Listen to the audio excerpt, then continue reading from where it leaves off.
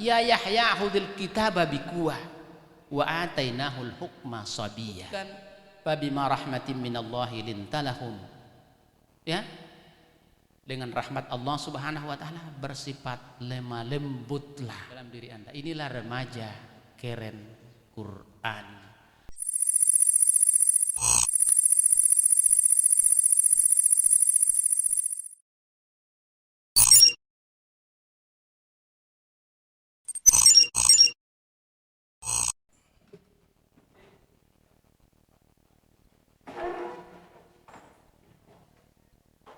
Baik, bismillahirrahmanirrahim. Assalamualaikum warahmatullahi wabarakatuh.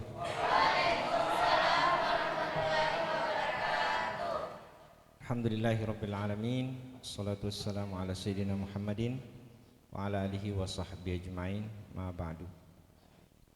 Setelah selesai prosesi pembukaan, anakku semuanya, siswa-siswi SMK Negeri Balanipa, kita akan bersama-sama mendengarkan, menyimak, menimba ilmu dari 4 narasumber kita ini yang sudah ada di depan.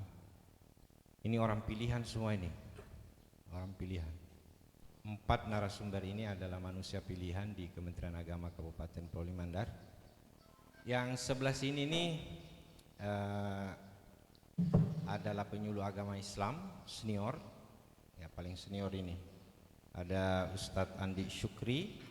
Beliau ini adalah, biasa lihat enggak Ustadz Andi? Tidak pernah lihat?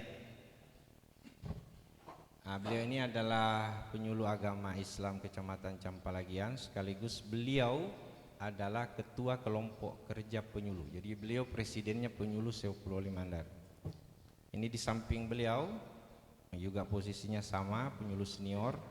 Beliau juga adalah penyuluh Kecamatan Campalagian.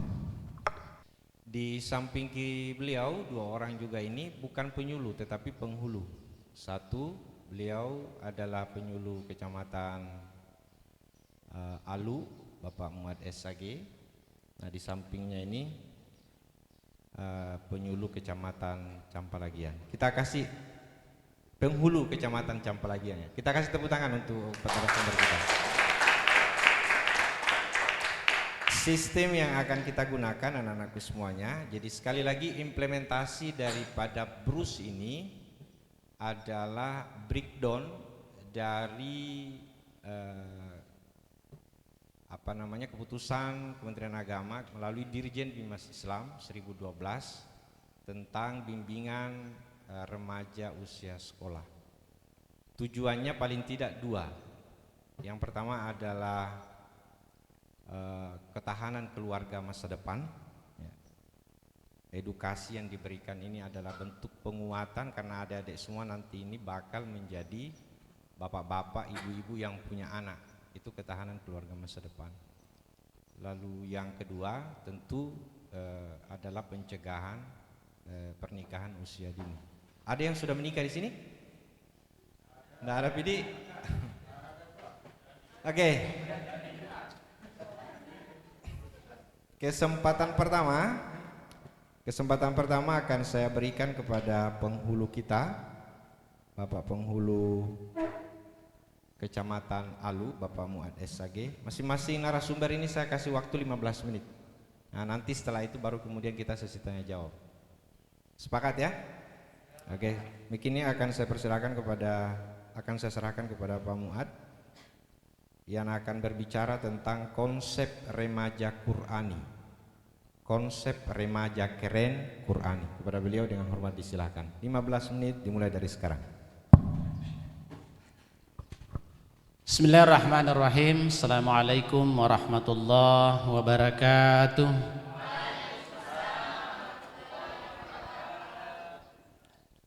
Alhamdulillah.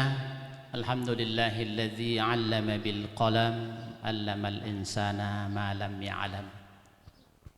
Allahumma salli wa sallim ala sayyidina Muhammadin wa ala alihi wa sahbihi ajma'in.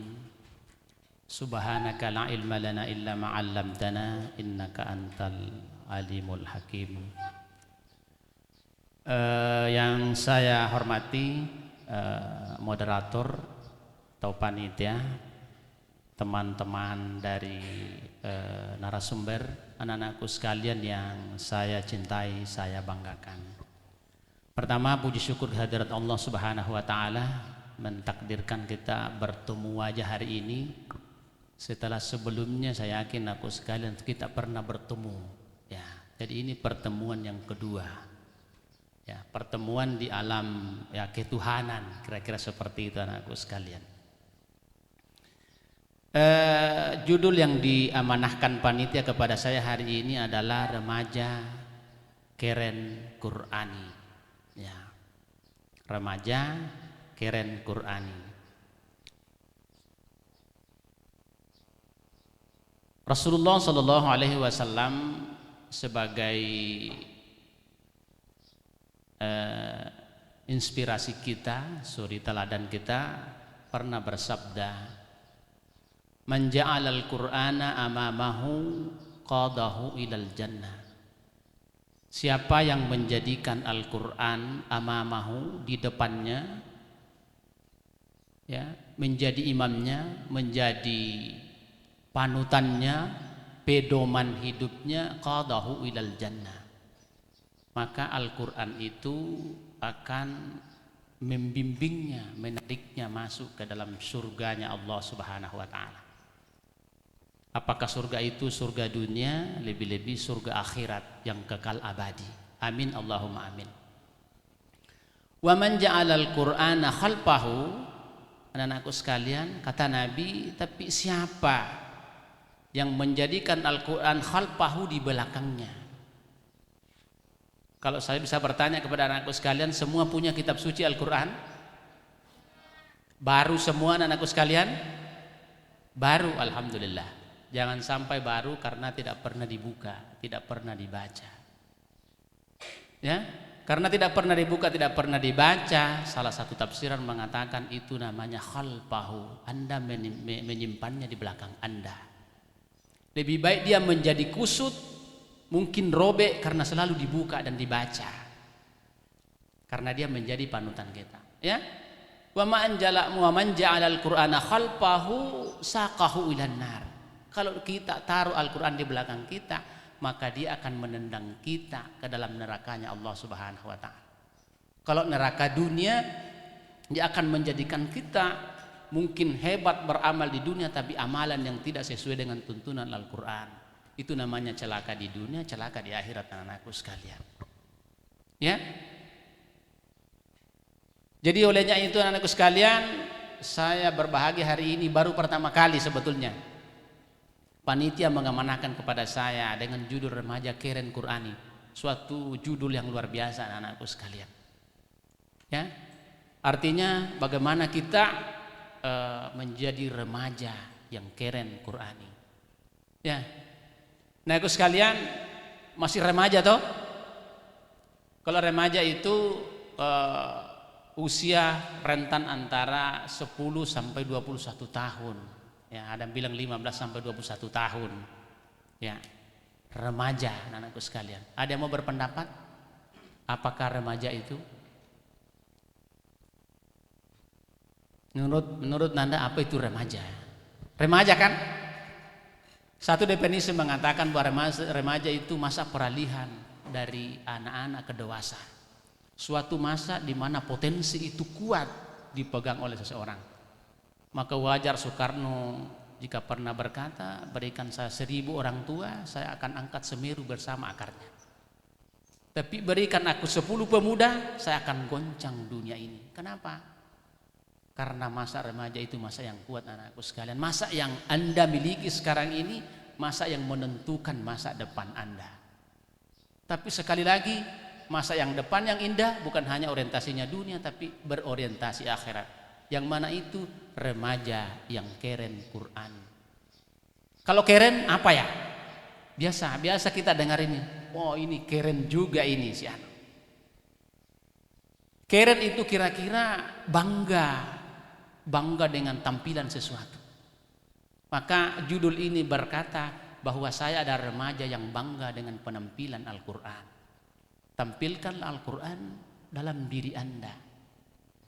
Ya. Dalam diri Anda. Inilah remaja keren Quran. Kalau Quran itu artinya Al-Quran itu menjadi apa ya? Bentuk pribadi saya. Nilai Al-Quran itu akan nampak dari diri saya. Nah, aku sekalian, karena waktu yang terbatas yang diamanahkan panitia kepada kami ini, saya juga akan memporsir waktu ini anakku sekalian. Ya, para peneliti mengatakan bahwa untuk menjadi tolak ukur remaja keren Qurani, kita perlu mengambil dari beberapa ajaran Al-Quran inspirasi kita. Al-Quran memberikan untuk itu. Kisah-kisah para nabi dalam Al-Quran itu semua menjadi inspirasi buat kita untuk kemudian kita jadikan sebagai pedoman hidup. Tampakkan dalam diri kita seperti inilah inspirasi saya. Inilah nilai Al-Quran yang harus saya tampakkan anak-anakku sekalian. Di antaranya salah satunya kisah Nabi Yahya disebutkan dalam Al-Quran. Dalam Al-Quran disebutkan Allah Subhanahu wa taala berfirman, "Ya Yahya khudhil kitaba biquwah wa atainahul hukma sabiyya." Wahai Yahya, ambillah kitab Taurat itu dengan sungguh-sungguh dan kami berikan hikmah kepada Yahya itu selagi ia masih kanak-kanak. Di sini perkataan khudhil kitaba biquwah, ambillah kitab itu dengan sungguh-sungguh, artinya jadilah remaja seperti Nabi Yahya yang pada anak-anaknya itu pada masa remajanya menggunakan seluruh potensinya untuk belajar dengan baik, mengkaji ajaran agama dengan baik sebagai pedomannya dalam kehidupan dunianya untuk mendapatkan akhirat yang lebih baik. Ini inspirasi sebagai orang yang bersungguh-sungguh dalam bekerja. Jadi anak-anakku sekalian, gunakan hari ini masa mudamu dengan baik. Gunakan masa mudamu dengan baik. Seperti Nabi Yahya alaihi salam, dia berhasil menjadi orang sukses di masa tuanya, sebagaimana tadi disampaikan tadi Pak Kan Kemena ini, karena memang dia tanamkan semangat bekerja keras, belajar keras di masa mudanya. Anak-anakku sekalian, ya itu yang pertama. Yang kedua, dalam kisah Nabi Yahya disebutkan wa hananan min ladunna wa zakatan wa kana taqiyya. Kenapa Yahya menjadi berhasil? Ya, karena dia orang yang belas kasihan. Dia orang yang suci dari dosa. Dia juga orang yang bertakwa kepada Allah Subhanahu wa taala. Ya. Orang yang bertakwa itu orang yang berimbang antara kehidupan jasmaninya dengan kehidupan rohaninya. Nah, anakku sekalian, kalau laki-laki di sini salat 5 waktu, Ananda? Salat 5 waktu? Duhur, asar, atau biasa bolong? Biasa bolong. Ya, alhamdulillah jujur hari ini. Tapi saya sudah sampaikan kepada Ananda, hari ini jangan lagi bolong-bolong Nanda ya. Karena salatmu itu akan merupakan palang pertama bagimu kesuksesanmu masa depan. Amin, Allahumma amin. Yang perempuan, kalau misalnya datang tamu bulanan berhenti jam 9 pagi, apakah Anda salat duhur pada saat itu, pada waktu duhur itu? Atau nanti mandi wajibnya pada sore hari? Ya. Kemarin saya dapatkan ini Anda, dia bilang, "Saya Pak terus terang besok baru saya mandi Pak." Saya bilang Anda telah melalaikan kewajiban kepada Allah beberapa waktu. Jangan seperti itu Nanda. Ya. Hari ini saya sampaikan kepada Ananda. Karena Al-Quran mengatakan ku ampusakum wa ahlikum nara ya. Kita seperti keluarga hari ini, saya sudah menunaikan kewajiban anakku sekalian, ya. Yang ketiga dari Nabi Yahya mengatakan wa birram biwali wa barram biwalidayhi wa lam yakun jabbaran asiya. Nabi Yahya itu sukses karena dia selalu berbakti, berbuat baik kepada kedua orang tuanya. Dia tidak sombong dikala berjalan dan dia tidak durhaka dari ajaran yang ia telah terima. Karena tadi Pak Kandep kalau ketemu gurunya Nanda, ambil tangannya dan cium dia. Dia telah memberi ilmu bagimu anakku sekalian. Ketemu dengan duhur, panggilannya hayya 'alas shalah, mari salat, hayya 'alal falah, mari dapatkan kemenangan. Mari dapatkan keberuntungan. Bukankah Anda kita ingin beruntung? Mau beruntung kan? Tapi kenapa berlalu begitu saja anak-anakku sekalian? Itu kira-kira tantangan dari remaja yang keren Qur'ani hari ini. Ya. Anak-anakku sekalian, yang kedua ada, sisa 5 menit ya? Aduh, Masya Allah, ternyata waktu berlalu begitu saja. Wajar kalau wal asr innal insana lafi husrin. Ya. Yang kedua ada teladan Siti Maryam. Dalam Al-Quran disebutkan qalat inni a'udzu birrahmani minka in kunta taqiyya. Waktu Maryam bersembunyi di suatu tempat, malaikat datang kepadanya seperti manusia. Maryam pun berkata, inni a'udzu birrahman, aku berlindung kepada Allah atas darimu. In kunta taqiyya, kalau kamu bertakwa kepada Allah Subhanahu wa taala. Malaikat mengatakan, saya bukan siapa-siapa, saya adalah malaikat yang akan memberi berita gembira padamu.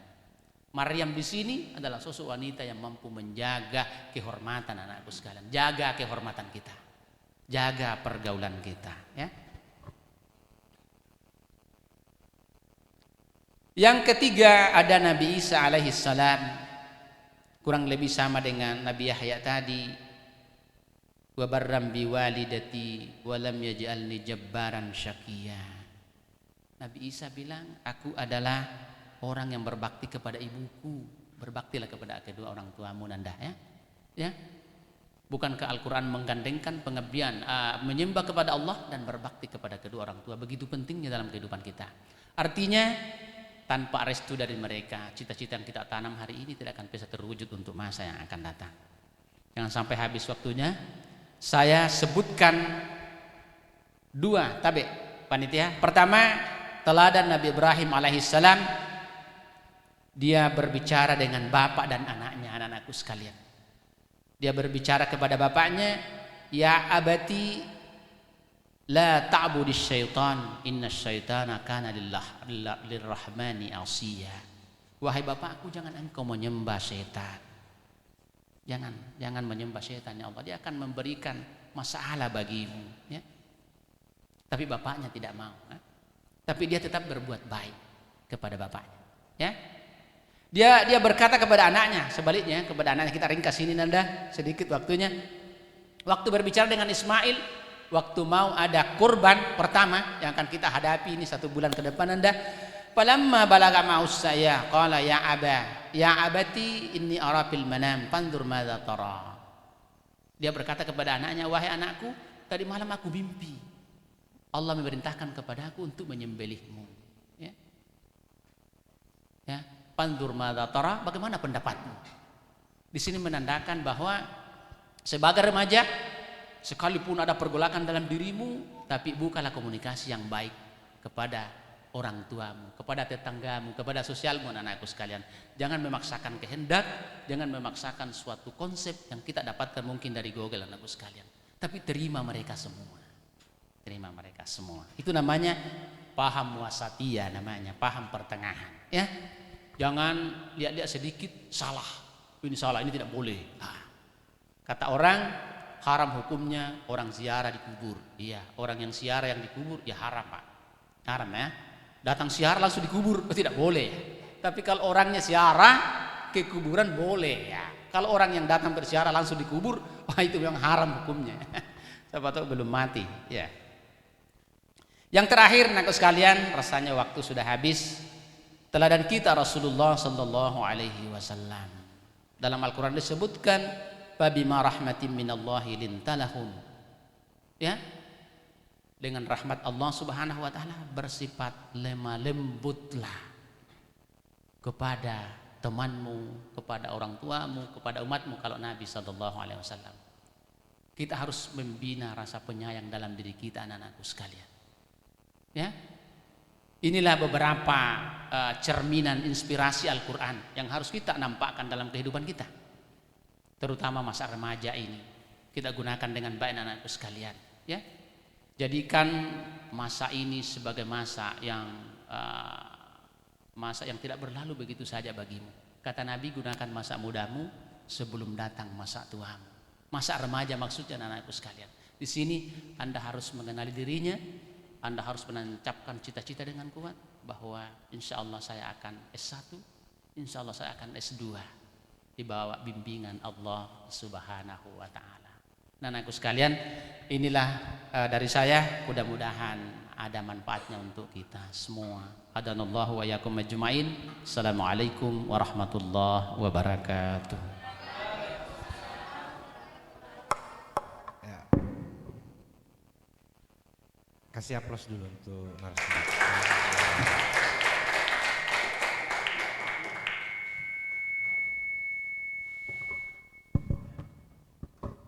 Mudah-mudahan ini menjadi inspirasi kecil yang melahirkan inspirasi besar. Jadi ada catatan besar yang beliau sampaikan tadi ini, khudil kitaba bil quwwah, bahwa salah satu konsep generasi remaja Qur'ani itu memang kedekatannya dengan Quran. Kemudian generasi keren itu adalah generasi Qur'ani yang bertakwa, bakti kepada orang tua, tidak menyembah kepada syaitan. Ia kemudian juga berperilaku mengikuti Ismail alaihissalam. Terakhir, bahwa konsep generasi remaja Qur'ani menurut beliau inspirasi dari Quran, yaitu perilakunya, karakternya, hatinya itu penuh dengan kelembutan. Baik, disimpan dulu ya kalau ingin memperjelas materi ini nanti di sesi kedua. Mikrofon ini akan saya kembali serahkan kepada narasumber kedua. Kita beralih ke, kalau tadi kan penghulu, kita ke penyuluh sekarang ya. Oke, kita beralih ke penyuluh, Ustadz Andi Syukri, yang akan sedikit mengurai kepada kita semua remaja yang sehat. 15 menit dimulai dari sekarang. Silakan. Bismillahirrahmanirrahim. Assalamualaikum warahmatullahi wabarakatuh. Alhamdulillah wa syukurillah wa la hawla wa la quwwata illa billah. Allahumma salli ala sayyidina Muhammadin wa ala alihi wa ashabihi ajma'in. Yang terhormat moderator dan seluruh panitia hadir, yang kami hormati seluruh pemateri pada kesempatan bahagia ini dan adik-adik sekalian. Hari ini tadi sudah mendengar tentang bagaimana konsep Al-Quran berbicara tentang remaja. Untuk kesempatan ini saya diamanahkan untuk menyampaikan bagaimana yang dimaksud dengan remaja yang sehat.